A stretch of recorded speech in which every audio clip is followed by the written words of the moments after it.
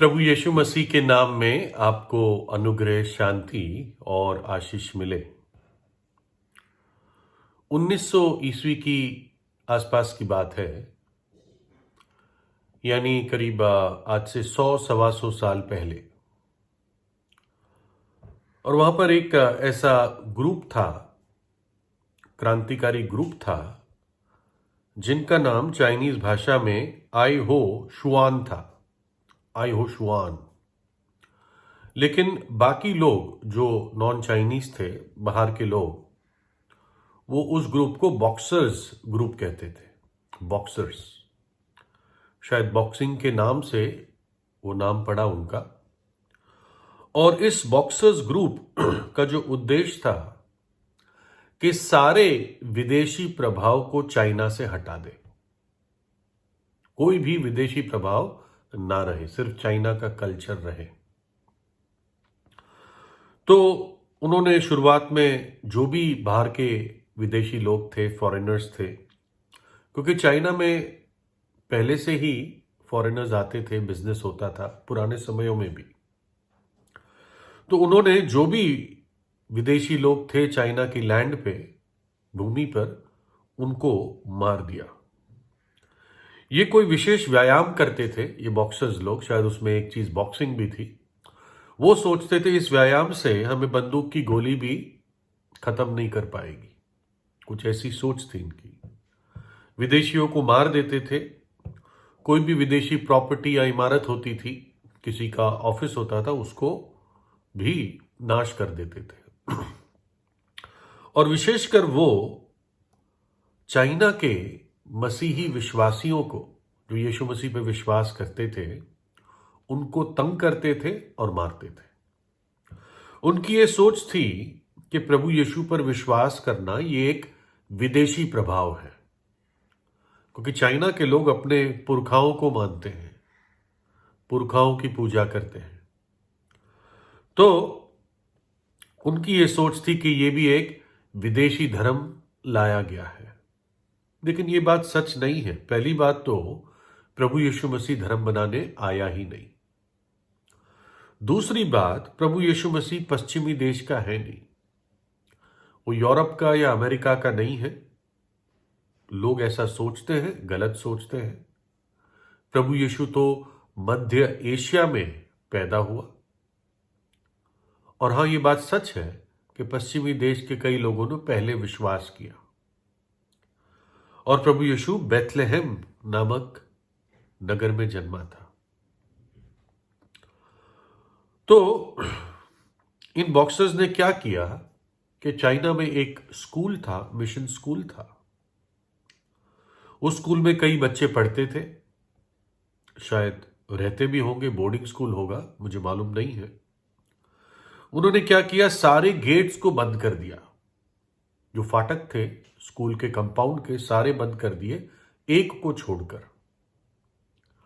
और उस एक फाटक के जमीन पर, गेट के जमीन पर, उन्होंने एक क्रूस रख दिया। क्रूस का मॉडल, लकड़ी का क्रूस या लोहे का क्रूस, कुछ ऐसा उन्होंने रख दिया। और जो भी बच्चे गेट से बाहर निकल रहे थे, सैकड़ों बच्चे निकल रहे थे, उन्होंने कहा कि इस क्रूस पर पैर रखकर ही तुम्हें बाहर निकलना होगा। अगर इस क्रूस पर पैर नहीं रखोगे तो गोली से मार दिए जाओगे। यानी उनका ये एक तौर से कहना था कि यीशु मसीह के विश्वास को अपने पैरों के नीचे रोंदते हुए बाहर निकलो और उसका इनकार करो। तो 7 बच्चे उन्होंने क्रूस पर पैर रखते हुए वो निकल गए। फिर 8वीं एक लड़की थी, उसने वहीं क्रूस के पास ही अपने घुटने टेके और उस पर पैर नहीं रखा। घुटने टेक दिए उसने प्रभु यीशु की आराधना में या प्रार्थना में कि प्रभु मेरी मदद कर, मैं बंदूक की गोली खा सकूं, सह सकूं। और वो मार दी गई, है ना। इस लड़की को ये मालूम था कि उस क्रूस में कोई ईश्वरीय शक्ति नहीं है। कई लोग ये सोचकर क्रूस को मूर्ति बना देते हैं, वो गलत है। लेकिन इस लड़की को यह मालूम था कि मेरा क्रूस पर पैर रखना यह दिखाता है कि मैं यीशु मसीह की तौहीन करती हूं, और वो ये नहीं करना चाहती थी क्योंकि वो प्रभु यीशु से प्रेम रखती थी। और उस लड़की को देखकर उसके बाद 100 विद्यार्थियों ने गोलियां खाई और मर गए। और बताते हैं उस 1900 ईस्वी के आसपास 30,000 चाइना के प्रभु यीशु मसीह पर विश्वास करने वाले लोगों को मरना पड़ा। उन्होंने अपनी गवाही को या गवाही पर अपने लहू की मोहर लगाई, वो शहीद हो गए। आज भी चाइना में प्रभु यीशु के विश्वासियों को तंग किया जाता है, कई देशों में तंग किया जाता है ना। और युगांडा में बहुत सारे हजारों वहां के लोकल लोगों को भी आग से जला दिया गया। गुनाह क्या था? प्रभु यीशु पर विश्वास रखते थे। हमारे देश में ग्राहम स्टेन्स, जिसके बारे में पहले भी बता चुका हूं, ग्राहम स्टेन्स ऑस्ट्रेलिया से आए हुए थे, कोढ़ियों के बीच में सेवा करते थे, और उनको और उनके 2 छोटे बेटों को जीप में रात को सो रहे थे, जिंदा जला दिया कट्टरवादियों ने। उड़ीसा में, शायद मयूरभंज जगह थी, और कोढ़ियों की सेवा करते थे। इल्जाम तो कोई भी कुछ भी लगा सकता है कि धर्म परिवर्तन कर रहे थे। धर्म परिवर्तन करना उनका उद्देश्य नहीं था, उनका उद्देश्य सेवा करना था। और सेवा क्यों करते थे? क्योंकि वो प्रभु यीशु से प्रेम रखते थे। प्रभु यीशु ने भी कोढ़ियों को स्पर्श करके या उनको वचन देके चंगा किया, तो उनको जला दिया। 2008 में कंडमल इलाके में, उड़ीसा में भी कई प्रभु यीशु पर विश्वास करने वाले लोगों को मार दिया गया, उनके घर उजाड़ दिए गए, उनकी स्त्रियों पर हमला किया, प्रार्थना भवनों को गिरा दिया। हमारे देश में हुआ। प्रभु यीशु मसीह के जो प्रेरित थे, सारे के सारे शहीद हुए। सिर्फ एक था जो बुजुर्ग होकर मरा, लेकिन उसको भी उन्होंने उबलते हुए तेल में डाल दिया था, यूहन्ना को, लेकिन वो मरा नहीं। तो इसलिए ये लड़की जो प्रभु यीशु से प्रेम रखती थी, वो क्रूस पर अपना पैर नहीं रखना चाहती थी। इसने परमेश्वर के प्रेम को अपने जीवन में पहचान लिया था। लिखा है, हमने प्रेम इसी से जाना कि उसने हमारे लिए अपने प्राण दे दिए। किसने? प्रभु यीशु ने। क्यों दिए? ये उसका प्रेम था। हमने प्रेम इसी से जाना कि उसने हमारे लिए अपने प्राण दे दिए। उस लड़की की सोच के बारे में सोचो कि अगर प्रभु यीशु मेरे लिए अपने प्राण दे सकता है कि मैं पापों से बच जाऊं, मैं पापों की सजा से बच जाऊं। क्यों बच जाऊं? क्योंकि मुझसे प्रेम रखता है, नहीं चाहता है मैं नाश हो जाऊं।